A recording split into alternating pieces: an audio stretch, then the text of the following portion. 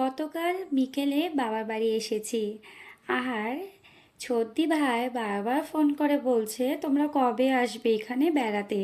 তাই আজ সকাল সকাল স্নান সেরে আমরা সবাই মিলে তৈরি হয়ে চললাম নন্দীগ্রাম। আর জানো তো, আমার বাবার বাড়ি মুরারই থেকে নন্দীগ্রাম আসতে ওই আধ ঘন্টার মতো সময় লাগে। তো এই যে আমরা পৌঁছে গেছি।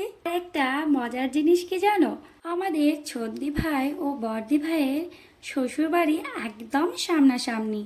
যদিও বড়দি ভাই থাকে ওই পুনেতে আর ছোটদি ভাই থাকে বম্বেতে।